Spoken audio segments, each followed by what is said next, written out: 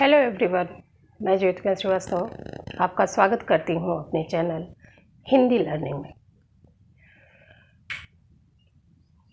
आज मैं और हम लोग पढ़ेंगे शब्द विचार का दूसरा भेद, रचना और बनावट के आधार पर शब्द के भेद।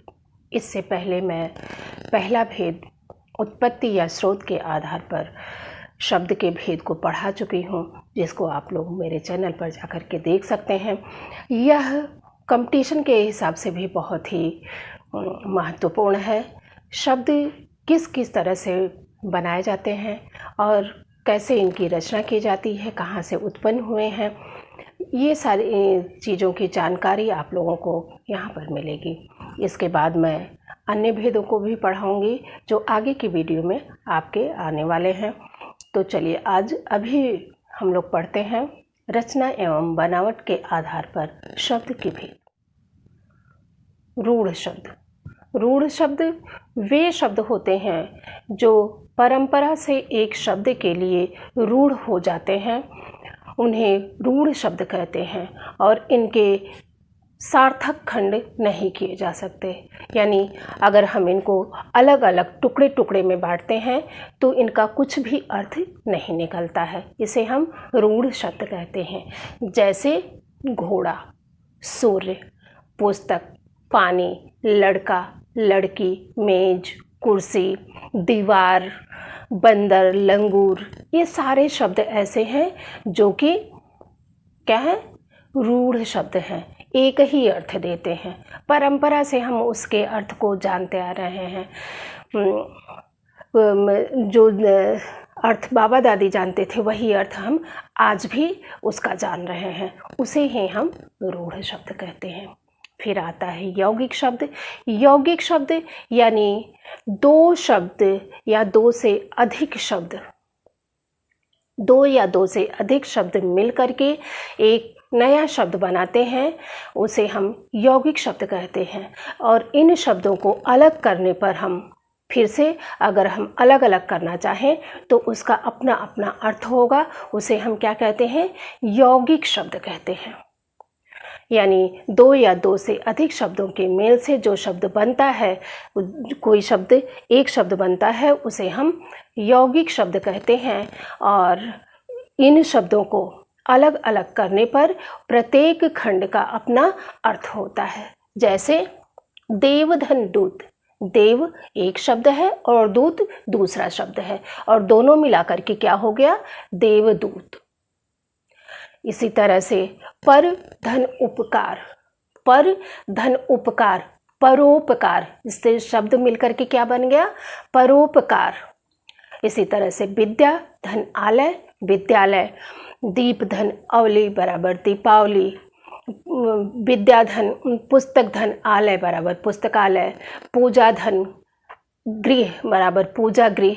ये सारे शब्द क्या हैं, हरिधन, द्वार बराबर हरिद्वार। सारे के सारे शब्द यौगिक शब्द हैं। अब आता है योग रूढ़ शब्द। योग रूढ़ शब्द क्या है, योग रूढ़ शब्द वे शब्द हैं जो यौगिक हैं, यानी दो शब्दों के मेल से तो बने हुए हैं लेकिन वह एक विशेष अर्थ के लिए रूढ़ हो गए हैं। यानी वे शब्द जो यौगिक होते हुए भी किसी विशेष अर्थ के लिए रूढ़ हो जाते हैं, उन्हें हम कहते हैं योग रूढ़ शब्द। क्या कहते हैं, योग रूढ़ शब्द कहते हैं। जो शब्द किसी विशेष अर्थ के लिए रूढ़ हो जाते हैं और वह यौगिक भी होते हैं, यानी दो शब्दों के मेल से बने भी होते हैं, उन्हें हम योग रूढ़ शब्द कहते हैं। जैसे हम पंकज को ले लेते हैं। पंकज दो शब्द से मिलकर के बना हुआ है, पंक, धन, ज। पंक मीन्स होता है कीचड़ और ज मीन्स होता है पैदा हुआ, यानी कीचड़ में पैदा होने वाला। तो कीचड़ में केवल पंकज ही, पंकज एक विशेष अर्थ के लिए हमारे हिंदी में आता है, उसका केवल एक ही अर्थ होता है, वह है कमल। तो केवल कीचड़ में कमल ही खिलता है, बहुत सारे फूल, पौधे, जीव जंतु होते हैं जो कीचड़ में पलते हैं, खिलते हैं। लेकिन पंकज केवल कमल को ही कहा गया है। पंकज कमल को ही क्यों कहा गया है? क्योंकि वह एक विशेष अर्थ के लिए रूढ़ हो गया है, इसलिए इस शब्द को हम क्या कहते हैं? योग रूढ़ शब्द कहते हैं। फिर दूसरा शब्द है दशानन। दशानन यानी दशानन 10 मुख वाला या 10 सर वाला। तो 10 सर वाला कोई और तो है नहीं। किसको कहा जाता है हमारे वहाँ? रावण को। रावण ही 10 आनन वाला था। तो क्या है? रावण के लिए यह दशानन रूढ़ हो गया है। यह यौगिक भी है, यानी 2 शब्दों से 10 और आनन 2 शब्दों से बना भी है, और यह रूढ़ भी हो गया है एक विशेष अर्थ के लिए, रावण के लिए। तो हम अब इसी तरह से नीलकंठ, नीलकंठ, नीलाकंठ, नीलाकंठ, नीलाकंठ यानी नीला एक शब्द हो गया, दूसरा शब्द कंठ हो गया, दोनों मिल करके हो गए नीलकंठ। नीलकंठ किसी और को कहा जाता है? कोई है यहाँ पर जो विष पान कर सके इस पृथ्वी पर? केवल शिव जी के अलावा कोई है? नहीं ना। इसी तरह से वह भी एक विशेष अर्थ के लिए शिव जी के लिए रूढ़ हो गया है नीलकंठ। इसी तरह से और भी शब्द है लंबोदर, लंबा उदर। लंबा एक शब्द और दूसरा शब्द है उदर, तो शब्द दोनों मिलकर के बन गया है लंबोदर। तो लंबोदर इस तरह से शब्द बन गया है। लंबोदर किसको कहा गया है? यह भी एक लंबोदर शब्द जो है विशेष अर्थ के लिए रूढ़ हो गया है। किसके लिए? गणेश जी के लिए। किसी और को कहा जाता है? नहीं। गणेश जी को क्या कहा जाता है? लंबोदर कहा जाता है। तो यह लंबोदर गणेश जी के लिए रूढ़ हो गया है। फिर इसी तरह से आता है पीतांबर, पीत, अंबर। पीत धन अंबर, पीत पहला शब्द है और अंबर दूसरा शब्द है। तो पीत मीन्स पीला और अंबर मीन्स वस्त्र, पीले वस्त्र वाला। तो कौन है पीले वस्त्र वाला? विष्णु भगवान या श्री कृष्ण भगवान, इन्हीं को कहा जाता है। यानी एक विशेष अर्थ के लिए रूढ़ हो गए हैं। यौगिक होते हुए भी एक विशेष अर्थ के लिए जो शब्द रूढ़ हो जाता है उसे हम यौगिक शब्द, योग रूढ़ शब्द कहते हैं। योग रूढ़ शब्द कहते हैं। अब हम लोग पढ़ेंगे वाक्य में प्रयोग के आधार पर शब्द के भेद। अब वाक्य में प्रयोग के आधार पर शब्दों के भेदों को हम लोग जानेंगे। वाक्य में प्रयोग के आधार पर 2 दृष्टिकोण है। कहीं कहीं पर इसको बोला जाता है कि सार्थक और निरर्थक शब्द होते हैं। सार्थक शब्द और निरर्थक शब्द। पहला है सार्थक शब्द और दूसरा है निरर्थक शब्द।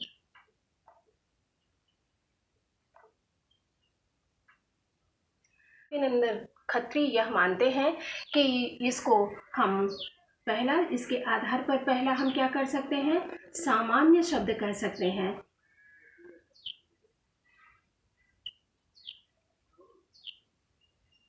और दूसरा है पारिभाषिक शब्द।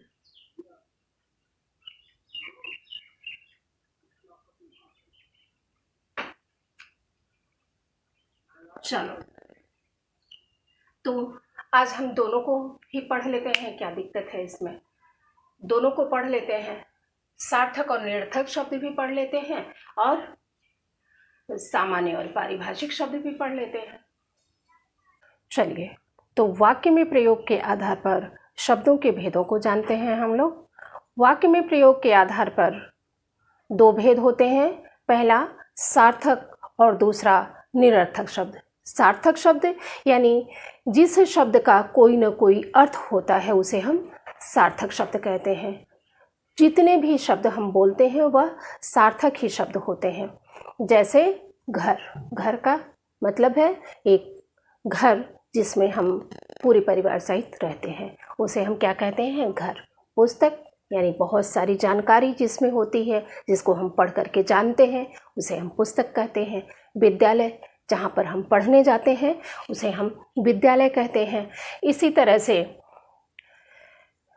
बहुत सारे शब्द, मेज यानी जिस पर हम रख करके लिखते हैं, मेज खाना खाते हैं उसको भी मेज कहा जाता है, कुर्सी जिस पर हम बैठते हैं, यानी ऐसे सार्थक शब्द बहुत सारे शब्द हैं यानी सार्थक शब्द से ही हम लोग अपनी बातों को शुरू करते हैं और ख़त्म भी करते हैं। लेकिन दूसरा भेद है निरर्थक शब्द। अगर यहीं घर को रघ लिख दिया जाए, उल्टा करके लिख दिया जाए, तो रघ मीन्स क्या होगा? कुछ नहीं होगा। लेकिन हम मनुष्य की प्रवृत्ति ये है कि क्या करते हैं, अपनी बातों को आगे बढ़ाने के लिए कुछ न कुछ ऐसे शब्दों का प्रयोग करते हैं बीच बीच में जिसका कि कोई अर्थ नहीं होता है। जैसे क्यों अंट संट बोलते रहते हो, और अंट संट क्या होता है, इसका कोई अर्थ नहीं होता है, लेकिन फिर भी लोग बोलते हैं। हमेशा चू चौपड़ करता रहता है तो चू चपड़, इसका भी कुछ अर्थ नहीं होता है, लेकिन हम बोलते हैं। देखो, कक्षा में बैठना है तो अनाप शनाप मत बोला करो। अनाप शनाप इसका भी कुछ अर्थ नहीं होता है, लेकिन हम लोग अपनी बातों को बढ़ाने के लिए, अच्छे ढंग से समझाने के लिए निरर्थक शब्दों का भी कभी कभी प्रयोग कर लेते हैं। साहित्य की दृष्टि से यह मान्य नहीं है। अब आता है, इसी में कुछ लोग इसको मान्यता देते हैं, लेकिन देवकीनंदन खत्री क्या कहते हैं, सामान्य शब्द और पारिभाषिक या तकनीकी शब्द को मान्यता देते हैं। सामान्य शब्द यानी जो ये सार्थक शब्द हैं वही सामान्य शब्द भी होते हैं, जैसे हाथ पैर, दाल भात, सुबह शाम, रोटी अचार, ये सारे क्या हैं, सामान्य शब्द हैं। लेकिन जब वहीं पर तकनीकी शब्द आता है, दूसरा है तकनीकी शब्द। तकनीकी शब्द यानी वे शब्द जो ज्ञान विज्ञान या व्यावसायिक दृष्टिकोण से विभिन्न अर्थों में प्रयुक्त होता है। जो शब्द ज्ञान विज्ञान के क्षेत्र में या फिर विभिन्न व्यवसायों के क्षेत्र में विशेष अर्थ के लिए प्रयुक्त होते हैं, उन्हें हम तकनीकी शब्द या पारिभाषिक शब्द कहते हैं। वे शब्द ऐसे होते हैं जो परिभाषा की अपेक्षा रखते हैं। परिभाषा की यानी तंत्रिका। तंत्रिका शब्द इतना कठिन है कि सबको समझ में नहीं आएगा। अब तंत्रिका होता क्या है? तंत्रिका यानी हमारे शरीर में जो पतले पतले नस बिछे हुए हैं, इसको हम कहते हैं तंत्रिका। रसायन, रसायन किसे कहते हैं, ये भी अब परिभाषा की आवश्यकता है। ये शब्द क्या है, परिभाषा की अपेक्षा रखता है। तो रसायन यानी रस धन आयन, किसी भी चीज का निचोड़, उसे हम रसायन कहते हैं। विज्ञान के क्षेत्र में इसका अलग अर्थ हो जाएगा और खाने पीने की चीज के लिए इसका अलग अर्थ हो जाएगा। फिर सूक्ष्म तरंग, सूक्ष्म मतलब बहुत जरा सा, हल्का सा, और तरंग मतलब जो कंपन होता है, धीरे धीरे कंपन होता है, उसको कहते हैं सूक्ष्म तरंग। सीमा शुल्क, कहीं हम अपने देश से बाहर जाते हैं, विदेश जाते हैं, तो वहाँ पर जब हम किसी अपने देश की सीमा पर पहुँचते हैं, दूसरे सीमा पर पहुँचते हैं, तो वहाँ पर शुल्क दिया जाता है, कर दिया जाता है, उसे हम कहते हैं सीमा शुल्क। इसी तरह से ललित कला, सचिव, पात्रता, ये सारी चीज़ क्या है, पारिभाषिक शब्द हैं और इनको परिभाषा की आवश्यकता होती है।